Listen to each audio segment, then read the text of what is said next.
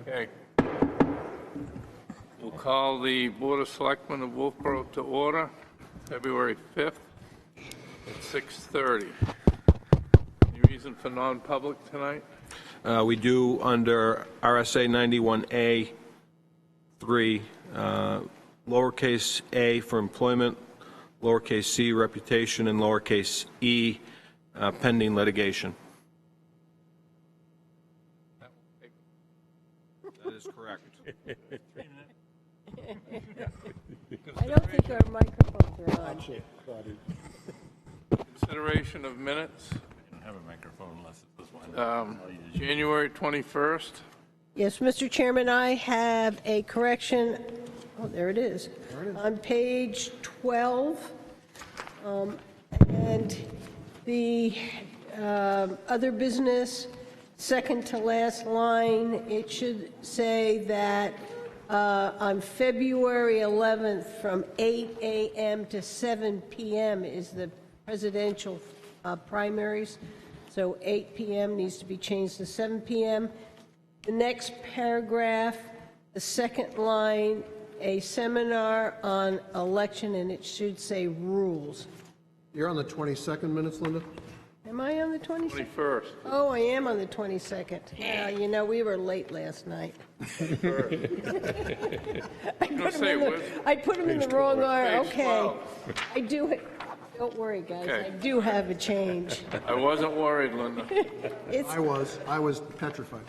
on page 7, also 1, 2, 3, fourth line down under other business. They were appointed and it was in the will. I'd like that crossed out, and it should say the Board of Selectmen were listed as successors trustees in the Dr. Libby's will, and the probate court appointed the Board of Selectmen as selected successor trustees. Okay. That's all I have for that one. Good. Mr. Chairman, I have on the same page, same date, 21st, page 7, third sentence up from the bottom. I'd like to remove the words "with the" and replace it as, so that the sentence would read, he stated he would also like a date set for the Board of Selectmen to meet as trustees. That's all I have, Mr. Chairman. Anything else? Make a motion to approve as amended. Second? All those in favor? Aye. Now, Now, the January 20 22nd, the next Now can I do it? 12. No, it's already done yet. page 12. Page 12. Other business. Second to last line in the first paragraph, deliberative session.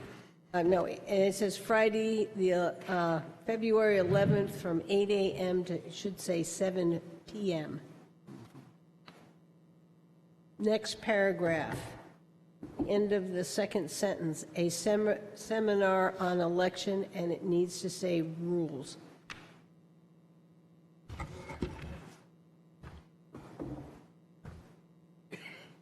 Anything else? Paul, did you have anything on this? No, sir, all set. Would you like to make a motion to approve as amended? Move to approve? All those in favor? Aye. Okay. Next, we have temporary event permit.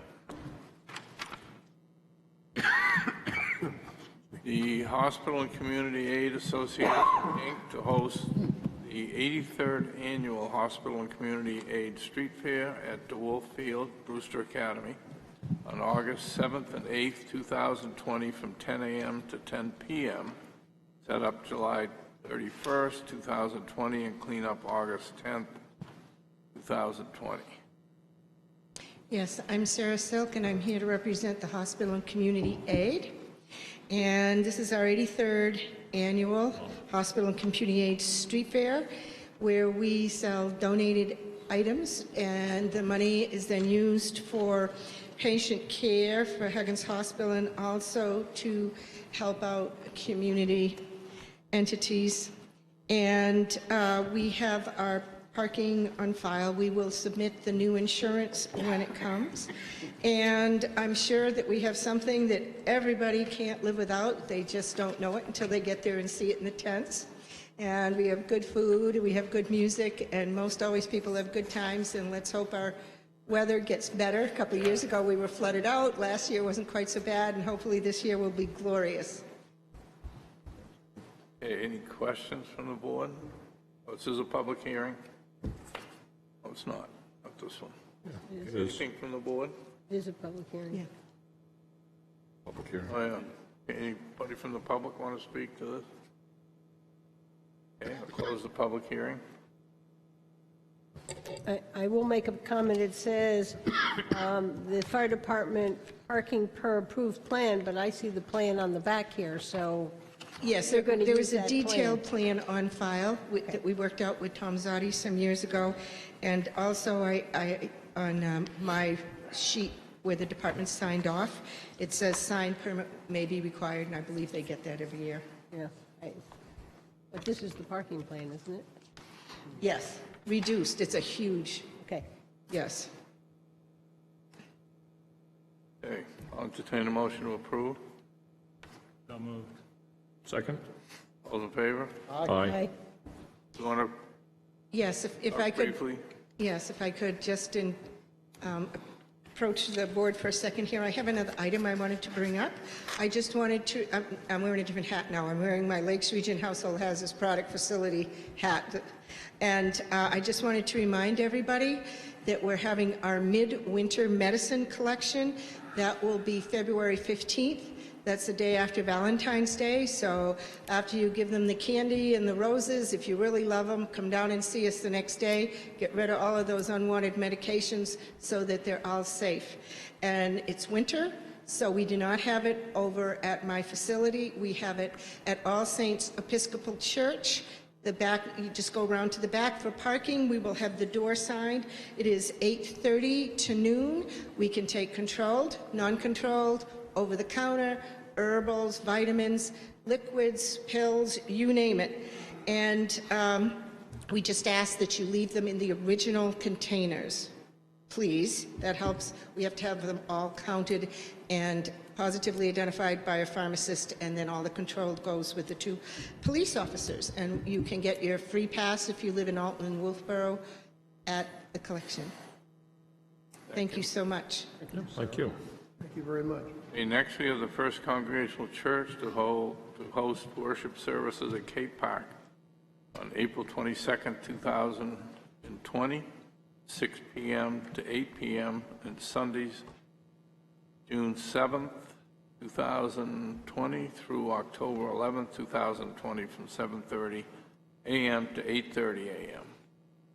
Yes, and Easter at Albee Beach. That's a separate public That's hearing. a A second. separate one? Okay, I'm sorry. Separate one. I'm Meg Gahagan from the First Congregational Church. Yeah, pretty much said when it's going to be. Anything you want to add to it? No, we've been doing it for many years with no problems and Okay. have great participation from the community. Anybody else want to speak to it? We'll close the hearing. Board?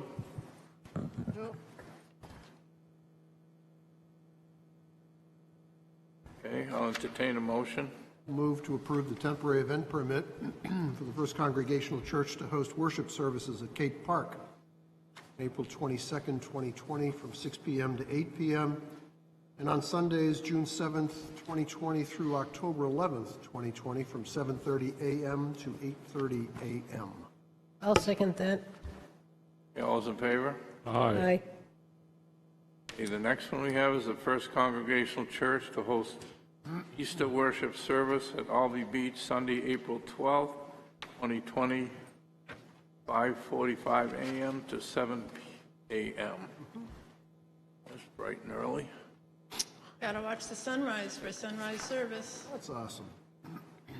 Okay. Any questions from the public? Seeing none, we'll close the hearing.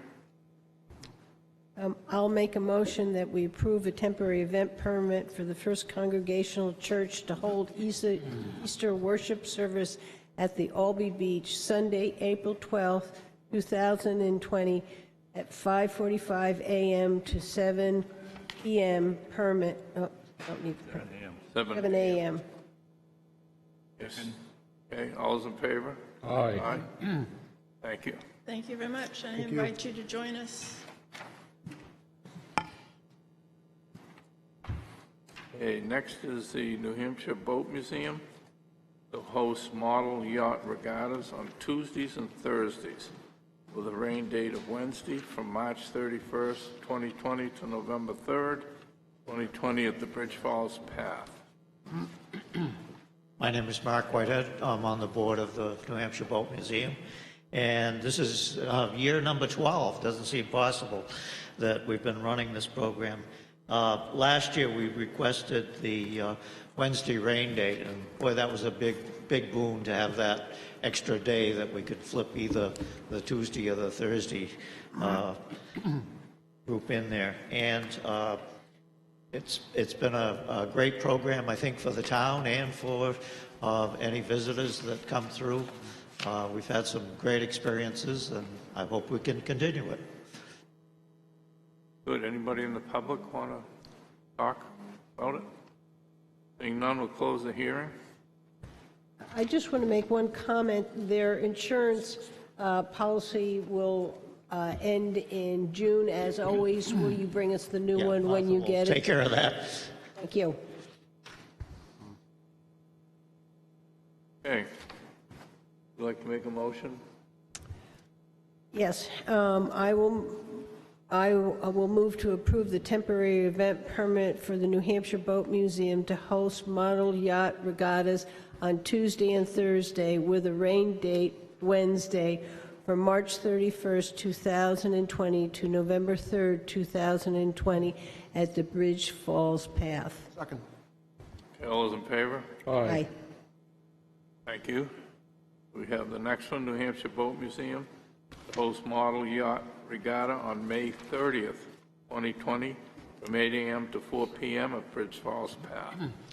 This is a very small event. This is the footy sailboats, which are 12 inches long. Still a lot of fun. Last year we had, I think, 9 participants, and I think we probably will be up around 15 for this year, because there isn't a conflict like we had last year. So.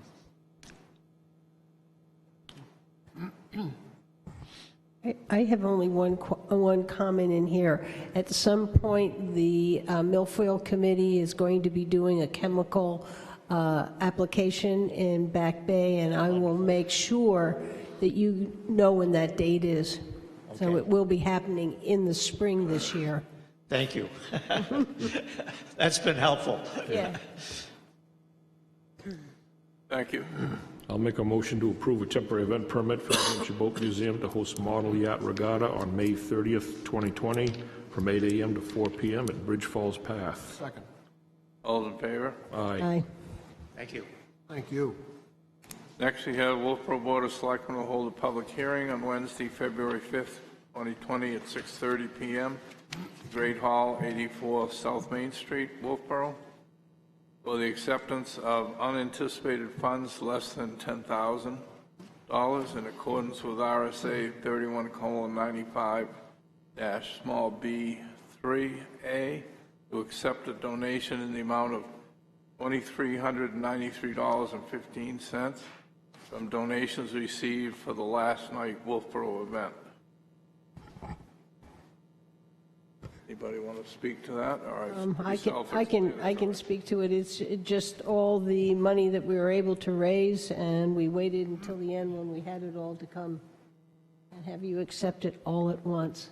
You want to go through the list of? I can. Black's Paper Store gave us 500. Duran Insurance 100. Avery's 100. Meredith Village Savings Bank 300. Harvest Market 100. Brewster Academy 100, and Antonucci, thank you. I'm getting the wrong 100, and the donation jars gave us $1,093.15 for the total of $2,393.15. along with these donations, we got a number of in-kind donations. The Boat Museum, the Trolley, the Mount Washington gave us tickets, and the Kingswood Golf Club gave us some tickets for a free golf day, and along with a number of businesses in the downtown that gave us gifts for different events. So we got a great support from the community. Sure did. Okay, it's a public hearing. Anybody want to speak to this? Seeing none, we'll close the hearing. I'll move that the Wolfeboro Board of Selectmen will hold a public hearing on Wednesday, February 5th, 2020 at 6:30 p.m. Great Hall for the acceptance of unanticipated funds less than $10,000 in accordance with RSA 3195:95B3, accepting a donation in the amount of $2,393.15 from donations received for the last night Wolfeboro event. Second. Is a second? Second. Those in favor? Aye. Okay, next on our agenda is a bulk vote. This includes weekly manifests, property tax credit or exemptions, elderly deferral requests, and requests for transfer of funds from the capital reserve fund to do with public works. Mr. Chairman, last night at the deliberative session, we were asked the question of how much money we had in the capital reserve accounts, and on the back of the sheets, there is a MS9. So at the end of the year, we had $2,645,546.04 in capital reserves, and these forms will be included in the 2019 annual report, if anybody is at home and was wondering about that. And just on that as well, the second question that was asked is what's the imputed interest on those investments? And that's offered here too, not as a percentage, but in actual dollars. So I think both of those questions get answered. I think it was Seamus who asked the question. That's correct. Yeah. So the imputed interest as well as the beginning and ending balances there. Okay, we have next board appointments, which we have none. Need a motion on the manifest? No, I don't think so. Yeah, We need a, I move that we accept the bulk vote. Okay. second that. All those in favor? Aye. It was a late night last night. We have no board appointments at this meeting. On the new business, we have the 2020 commercial vessel landing permit for the Millie B. Hello, good evening. I'm Martha Cummings, the Executive Director at the New Hampshire Boat Museum, representing the Millie B. As many of you, I think, have taken rides in the Millie B, and again, if you haven't, we would love to take you out there. So on our 28-foot triple cockpit hackercraft, we brought in over 2,500 visitors out on Wolfeboro Bay last year, which was quite fun to show them around the lake, this end of the lake. So we're pleased to do that, and hope that you will approve our permit again, so that we can take more visitors out on the lake. So, Can I ask you a question? absolutely. Roughly, how many of the museum tour rides did you have, and were they filled most of the time, some of the time? The museum loop is something we're still working on with the Libby Museum. Last year, we had about 3 out of the summer. I think we went a little big, a little fast on that. 3 museum rides? 3 museum loops, yeah, that were full. Okay, good. Thank you. Okay, any other questions? Thank you very much. Would like to make a motion? I move that we approve the commercial landing permit vessel for the Millie B for the 2020 season. I'll second that. Okay, all those in favor? Aye. Aye. Thank you very much. Okay, next is Discussion of Cyanobacteria Committee name change. You got it. I would like to have that tabled from the agenda. The Cyanobacteria Committee met, and they are not have exactly the name that they want to bring forward. Okay. All right, Hoggers and Peddlers permit. What? I was at the meeting. That's the right thing to do.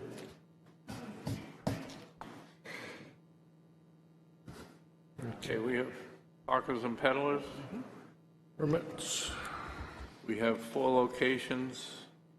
I'm assuming that these are all signed up at this point. Ready for us to issue these. Okay, location number 1 is dockside at the area near Lake Winnipesaukee, near the shelter. At the docks is marked. Robert and Kathy Delungowitz. Linkowitz. Location 2, South Main Street, intersection of Wharf Avenue, is marked.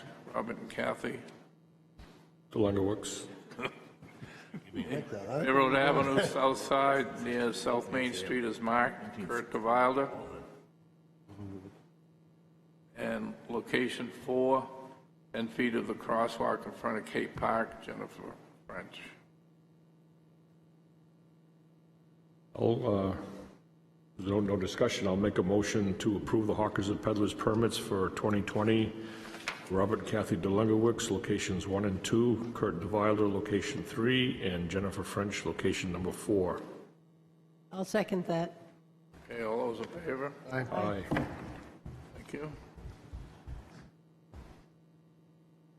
Next is Public Works Vehicle Equipment Rental. Capital Reserve status.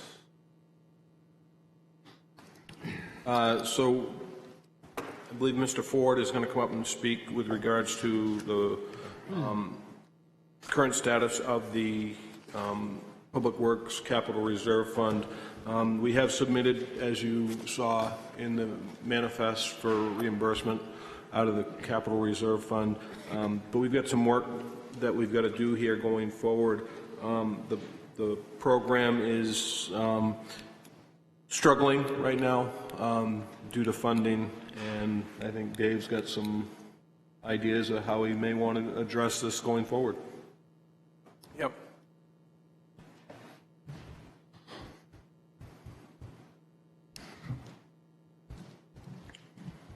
Thank you. So we have the memo, which I kind of summarized things.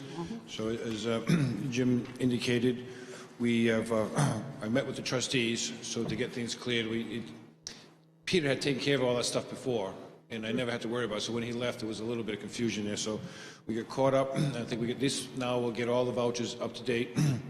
And as a result of this, and with the purchase of the grader as an emergency, and with having erroneous numbers last year without me double checking, I kind of got into a little bit of a problem. And this year, when we presented to the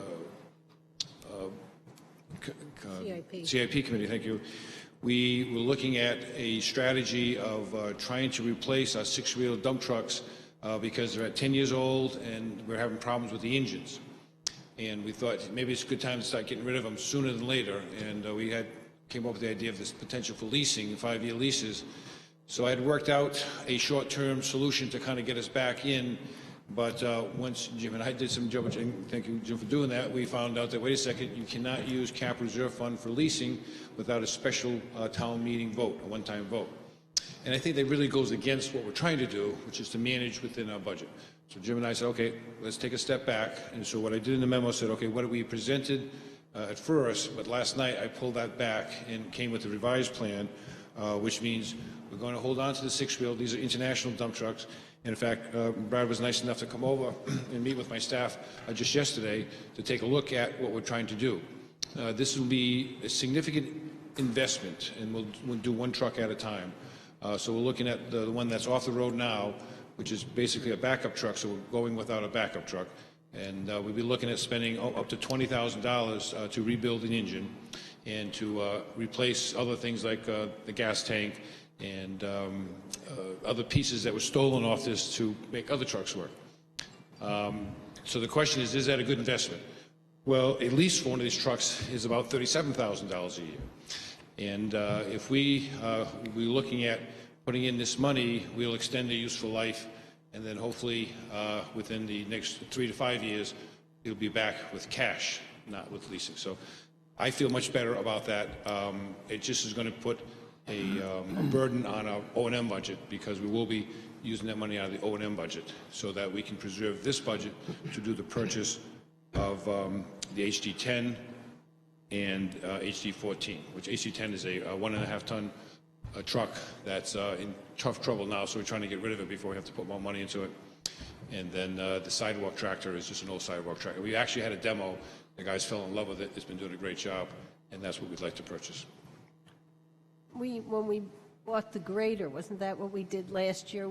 Kind of threw this thing all out of whack because the grader was down the line, and we knew we were going to get ourselves into out of whack for where we had been talking about in the past. So this makes sense to me. There's an understanding why this is happening to us now.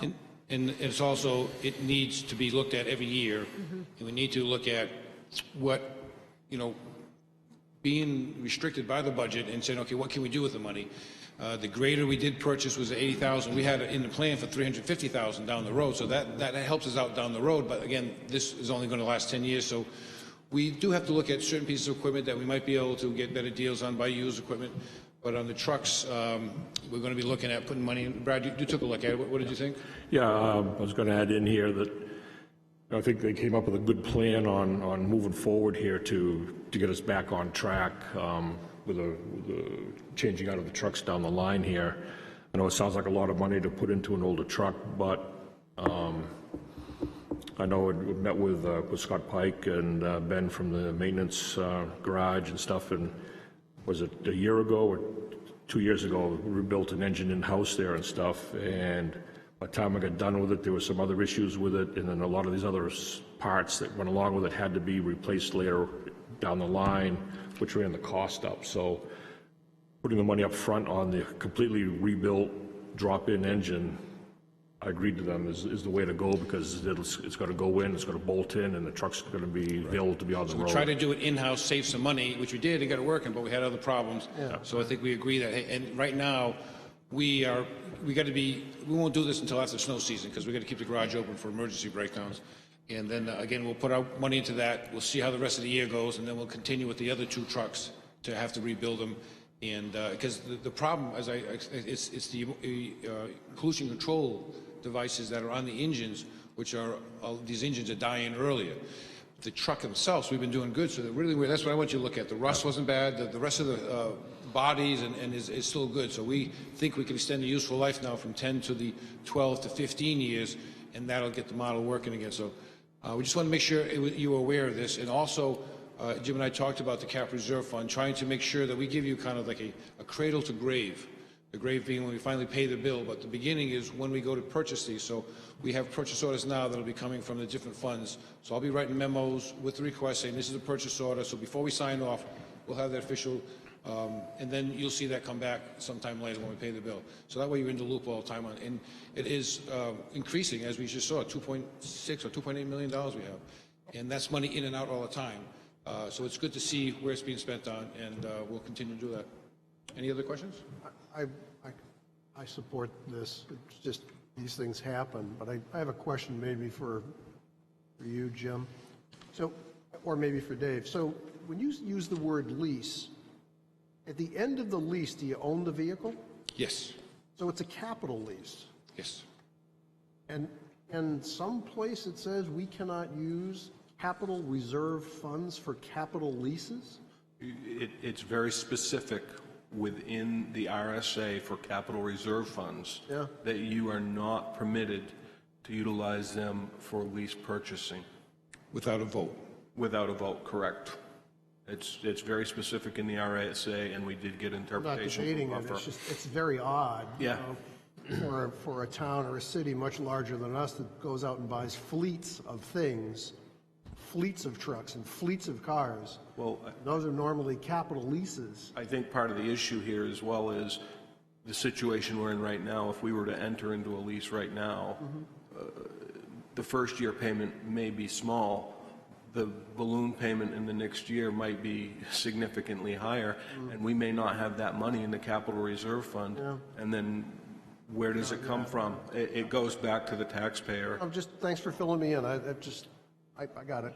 But if we had known, we could have put a warrant article to do that. Correct. It's not like you can't, there's just a mechanism. We chose not to here, but where we were, we didn't have the time to pull that off. If we want to do a big monster capital lease, we have to get the vote of the people. Well, I would, yeah, and I think we need to relook at this, and that would be a big change, because I think, we want to keep the confidence of our voters that, hey, we said we're trying to do cash, we're trying to keep ourselves from spiking, so, good, all right, so we're all on set. Is it, can I just take a couple of minutes to give you a couple of updates? Yeah, one thing I would like to add, and I think is very, very important, and Brad hit it on the head, the trucks are not rusting out. The crews are taking a lot of pride in their equipment, and they're maintaining the equipment. It's the lower sulfur diesel and the exhaust systems in these new trucks that are killing these motors prematurely. The trucks, the guys are taking an immense amount of pride in maintaining them and keeping them up. So just to be clear that it's not a lack of taking care of the vehicles. So just quickly, obviously, winter has not been what we might have hoped for with regards to ice in the lake.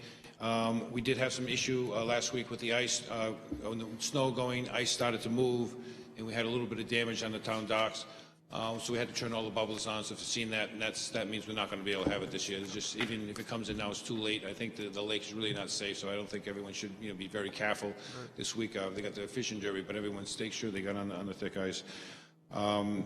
There was a major accident yesterday, you might have heard, on Pleasant Valley Road at the construction site. Aaron Piper, our contractor there, two of their workers were working. It was an unfortunate, kind of a freak accident. But the young man that was hurt, he was a foreman. He broke his leg, and he is going to be okay. It's pretty significant break, so he'll be out of work for a while. It was investigated by OSHA. We had a consultant there. We have all the reports. So there doesn't seem to be anything that was done systematically. It was a mistake the person made, and they're looking into it. But I just wanted, there were bystanders that helped out. Some woman called 911. Other people were, and they had asked about that. So the good news is that he's going to be okay, and we just wanted to pass that word out. And the last thing, which is I'm going to come with a more formal letter for the next meeting. I think we're going to be talking about our capital projects, and I also will give you an update. I had a meeting with New Hampshire DOT yesterday, kind of a follow-up from the speed letter we had. Remember they had, and I got clarification on that. So what I'll do is I'll write you a letter about that clarification, then you have time to look at it. We will be looking for the selectmen to agree to that change, as well as some other traffic calming that they said we could get when they do the overlay.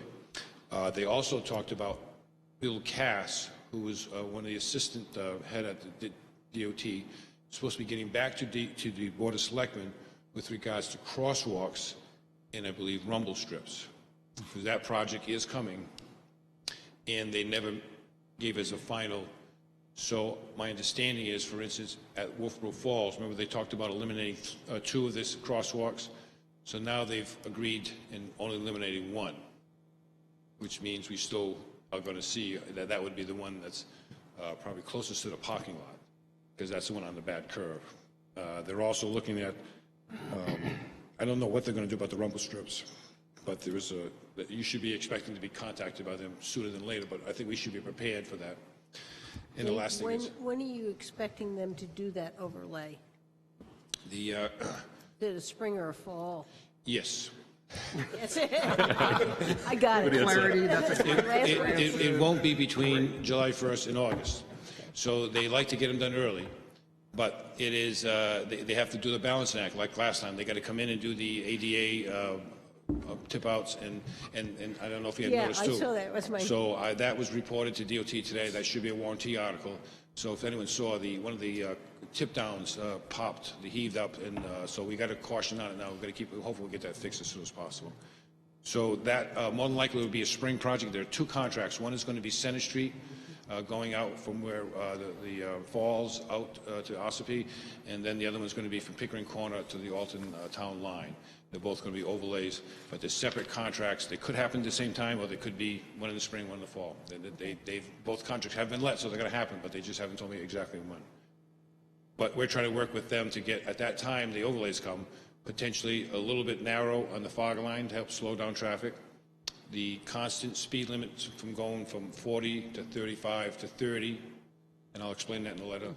And then potentially other things we had talked about for traffic calming. So I'll bring that in the letter to you guys for next week, so we're having a discussion on that. But I figured I'd just give you a quick update if that's okay. Any questions? Congratulations on your support of the Girl Scouts last night. Hey, wasn't that great? Wasn't that great? That really. That was pretty awesome. Yeah, I think we can hopefully do a real good job with that next year, and that could be a big project for us. I think the kids have done a real good job. And the Girl Scout leader, she's a hot ticket. Each year they've been getting better and better. It's a good sign. Mm-hmm. Oh, it's cute giving the girl a coach in there to keep turning the... Did you see one of the kids had a program and actually did a design? They actually did a computer design, and then they did the model to scale. They were out there taking pictures. It was a great project. It took them 3 months to do that. It would have taken us 3 years. Well, the key, if we give them the money we gave to some of the other architects, that was, what, $75,000 worth of work. I was going to say, another 75 grand worth of budget. Dave, did you say you were going to come next meeting with a capital project report? Yes. Okay. And this letter with this With that, explains. okay, thank you. I thought you said that. Okay, is there any other business? I do. A couple things. One, I believe we still need minutes for January 15th. That was our taping. It was on the last agenda, and we tabled it, and it's on the notes, but it didn't get on the agenda itself. The other thing I have, I would like to see the Board of Selectmen either write a letter or do an agreement with the Lakes Region Model Railroad and the town. And I'll just read you one. I didn't bring copies. It's just me kind of playing around with what we could do. And this is how it reads. We, the town of Wolfeboro and the Lakes Region Model Railroad Museum, hereby agree that the Lakes Region Model Railroad Museum will provide the town of Wolfeboro with full stamped architectural plans for the rehabilitation of the town-owned freight station building located on, I guess it's Railroad Avenue, Wolfeboro, New Hampshire. Further, the fully stamped architectural plans of the railroad freight building rehabilitation will go through the towns of Wolfeboro's planning board process prior to construction starting. The town will not release any funds for said project until it has received a fund approval letter from the L-CHIP Fund and accounting verifying that the Lakes Region Model Railroad has all the funds required for their portion of the project, and a statement that the Lakes Region Model Railroad guarantees that it will cover any overruns. And the reason why I do that, I was on the board when we agreed to have the Historical Society put the barn in Clark Park. And we asked, I remember asking, will you go through the planning process? And they said, yes. Guess what didn't happen? And I think this makes it clear the steps we want to see as a town. It doesn't have to be this, but that's what I'm trying to get at. And I think it is a good move for the board to do that.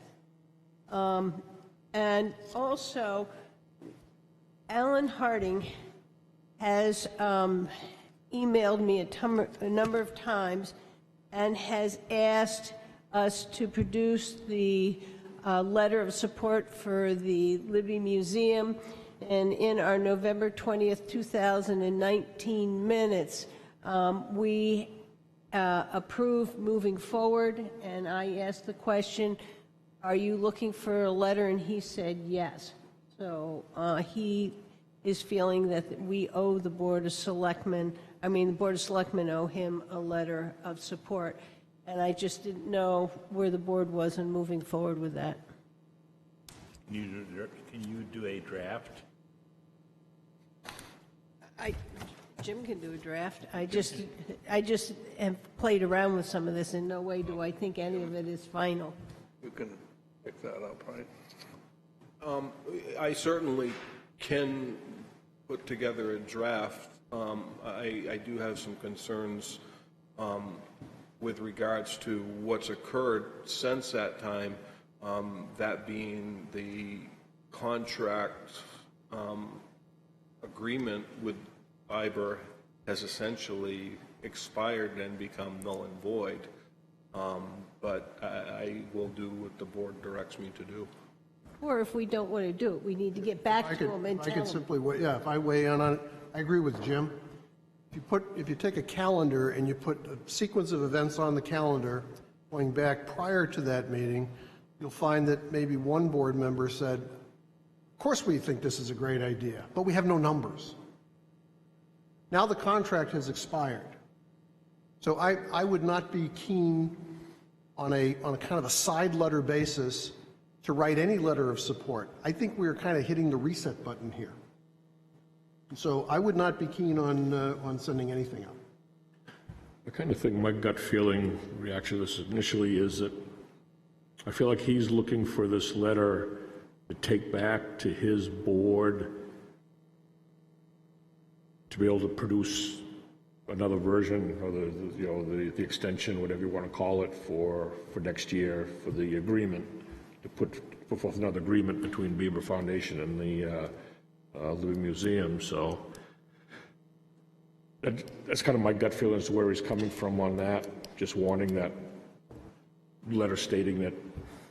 I think it's kind of two of it. It's more so in theory that we're supporting this. Obviously, as these numbers all change, we're going to be taking votes moving forward, whether to, of how we're going to move forward with this, I guess is what I'm saying there. But I think from that meeting that night there, we did agree that we supported in theory the idea of, the feasibility study and the idea of, repairing and getting this museum ready to accept the donation of the exhibits that proposed for it. So.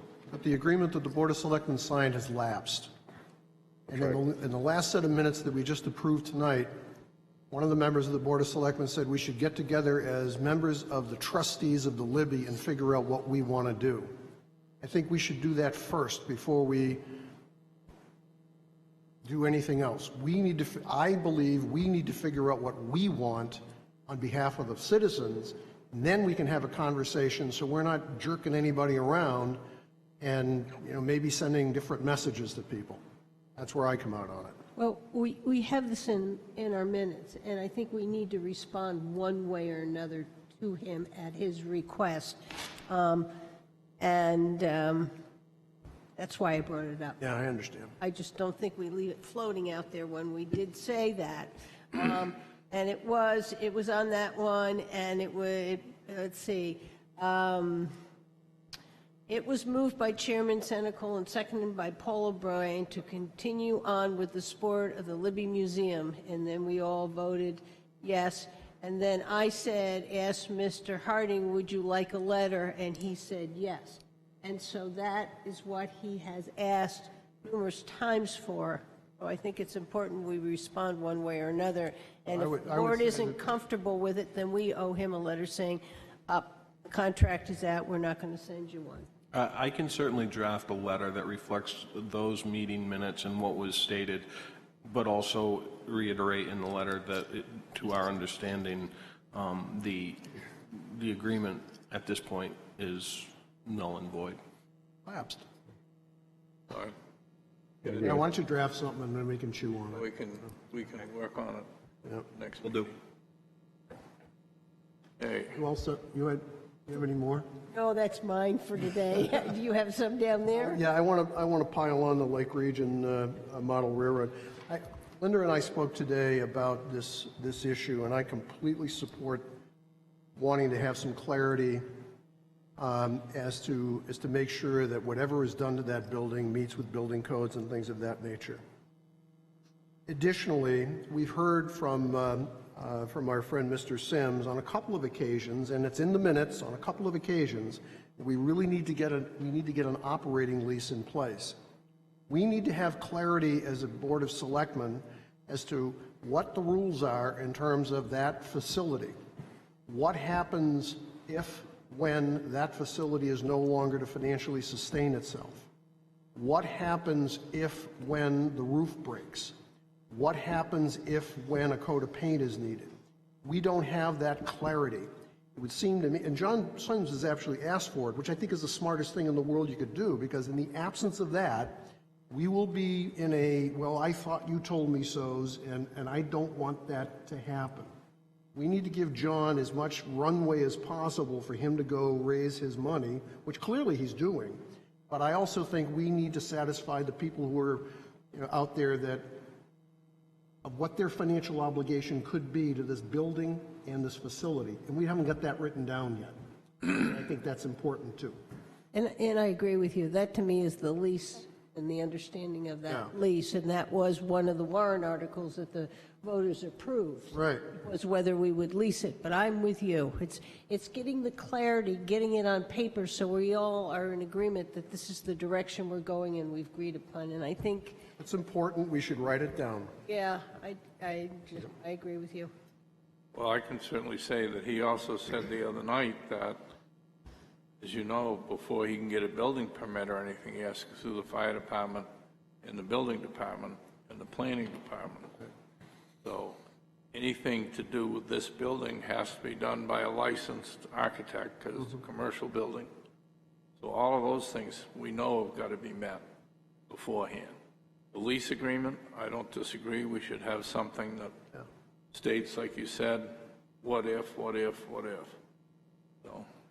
And just, and you're right, Dave, on that also, and he made a good point last night, which was his donors or his board is saying, hey, we, his board, want to kind of run how the money gets used. Mm-hmm. And he says, I don't want the town being the manager of the project. I'm not here to debate whether that's a good idea or not a good idea. What we need to do is be clear with each other as to how that sits. And if we don't get that one sorted out up front as to who's responsible for what, everything downstream is just subject of, right. And I think we also need to know what the L-chip grant is requiring of him and how we have to match that. That was the other piece in there. I guess the reason why I say I want it written down, full architectural designs, because sometimes we get things on graph paper. And I just want it clear to him that we want the whole thing. I can tell you that the back room's not going to accept anything but a stamp plan. And those all have to be to scale. They all have to code certain parts of the building code, both electrical, plumbing, and so forth. There is no more energy code as we know it. So, but most of us and most people are going to insulate their buildings. So, I give him great credit. I mean, he's almost fully funded through, he added another phase to the project, but he claims he's fully funded, not one penny is coming from the tax. I think he had what? Not one penny right yet is coming from the taxpayer other than the $95,000. That's correct. Yep. And he's claiming that he's fully funded up to phase whatever, 1, 2, or 3. Give him more runway, but I think we need more clarity. okay, moving to committee reports. Paul, you want to start down there? Yes, sir. Thank you. I promise I'll be brief. I went to a deliberative session last night and almost fell off the back of the chair thanks to Brad pushing me. It was really good.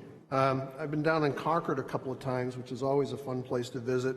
I visited with the New Hampshire Public Utilities Commission last week. There's a piece of legislation that's finding its way through the halls down there on pole attachments. Does that affect us? No, but does it affect the Carroll County Broadband Committee? Yeah, and so I have a little gray hair on that one, so I wanted to play. And so I went down and we met with the public utility. We had, I guess you'd call it an en banc.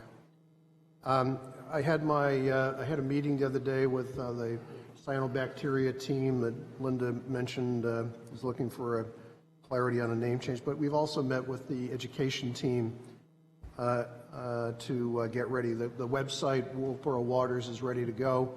We're now transitioning to the mode of loading content, and we're just ready to do it. We just got to have the committee get together and approve what content goes on the site. That's it. The only thing I had was the attending the deliberative session last night. I haven't had any other meetings. I was at the deliberative session, too. Yes, you were. Guys are trying to push me And off. also had a meeting, Conservation Commission. That's all I have. David? Next meeting is Monday with library. I had a meeting with the Energy Committee, and they're moving forward on investigating different possibilities for energy savings. One of the men has the transportation and is trying to get the school into purchasing an electric school bus. I guess there's some money from the Volkswagen settlement. Yeah. Starting to do some work in that direction.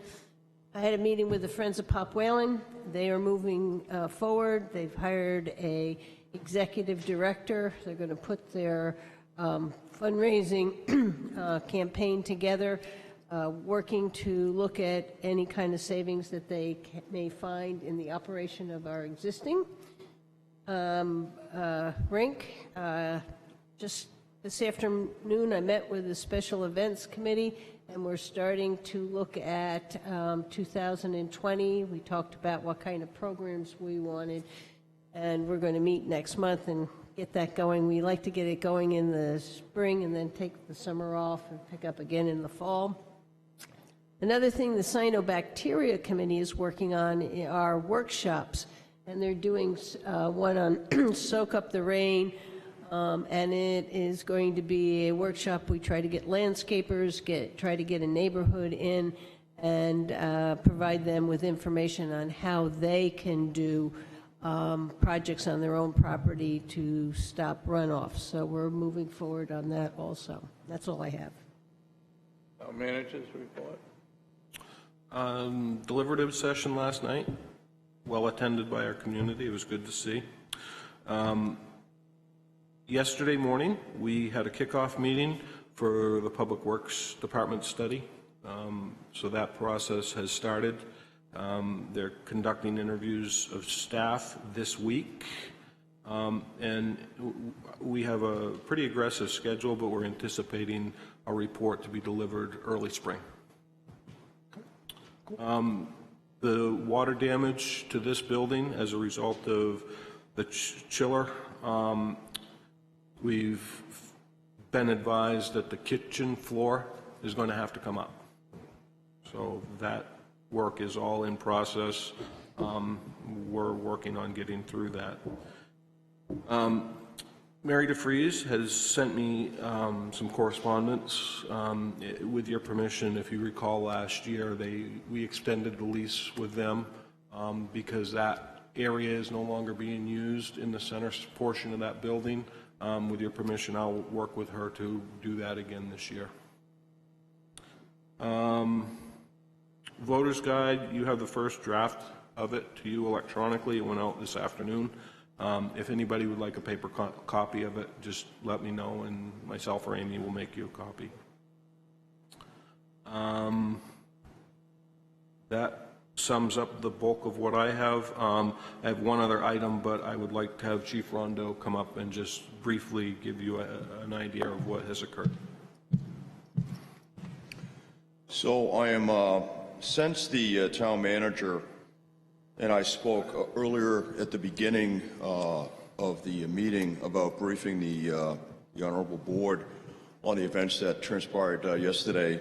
I said to him I could brief very vaguely, only because it was still an open investigation, and this matter really rested with the county attorney. I'm happy to say that a press release has just been released moments ago from the county attorney's office.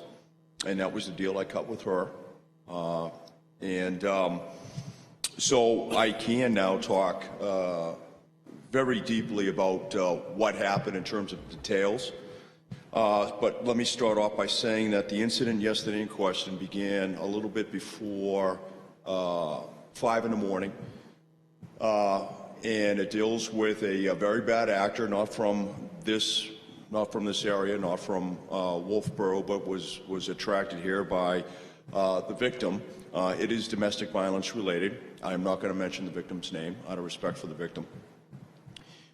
The sheer randomness of this case, and it does deal with a firearm, resulted in what I believe to be the misidentification of the potential victim. Shots were fired at that individual, that first person. Those shots thankfully missed. The assailant then realized that he missed his target, went back to murder his intended victim, made some attempts, two separate attempts, one with a firearm, and when that failed, physically by trying to break through the window and attack the victim in her sleep. That failed. The victim ran, notified police. Officer Eric La Rochelle executed a brilliant stop on Pleasant Valley Road as the assailant was leaving or trying to leave the area, made an immediate arrest on that subject. Now, that's our most dangerous time. We only have very few resources on duty at that moment. We were assisted by Wakefield PD. We were assisted by Alton PD. I'm very grateful to those police officers. Once the immediate threat was neutralized, they returned back to their own towns.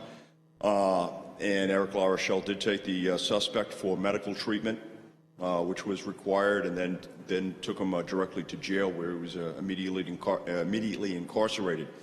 And then began the long task of trying to get additional resources to the scene, trying to assist the victim with the trauma that had just been realized, and then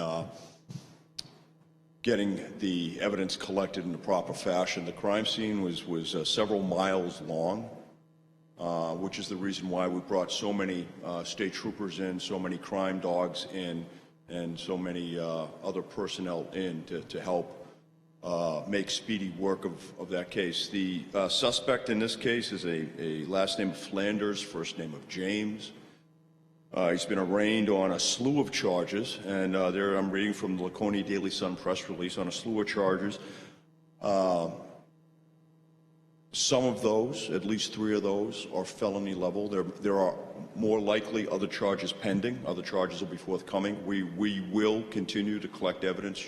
The citizens will see state police and state police dogs and Wolfeboro police and Wolfeboro canines out there collecting evidence. 2 officers really distinguished themselves during this event. One was Officer Eric La Rochelle. The second was Sergeant Michael Strock. Eric, of course, for the initial response and the quick apprehension of the assailant, and Sergeant Strock for collecting key pieces of evidence that allowed us to take this case to the next level. And we're hoping at this point to proceed with federal charges.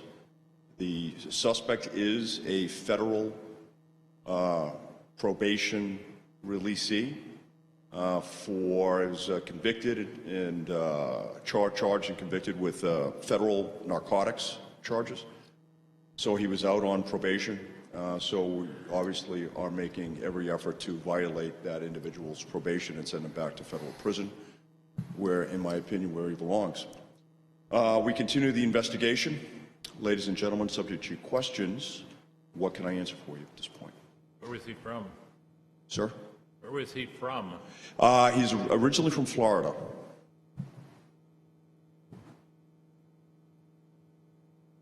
Thank you, Chief, and thank you to your officers.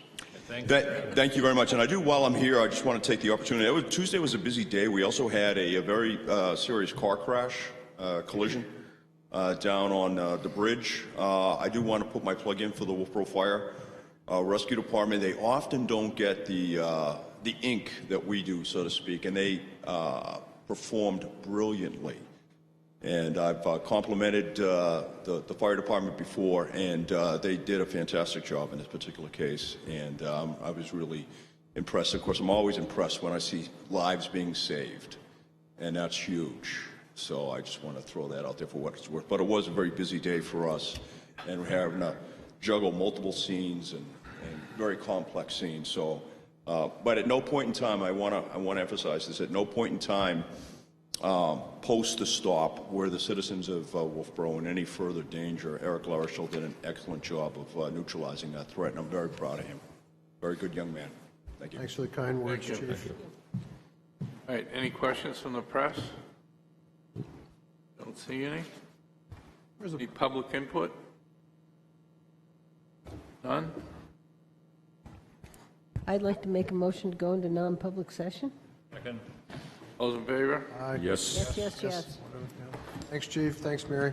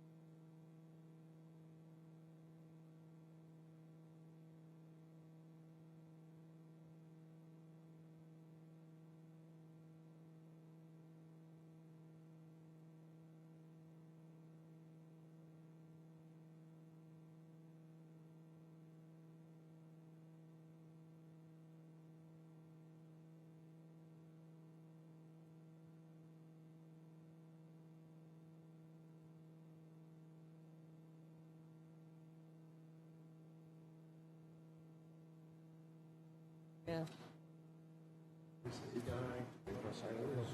Is she coming to work, or is she coming in at night?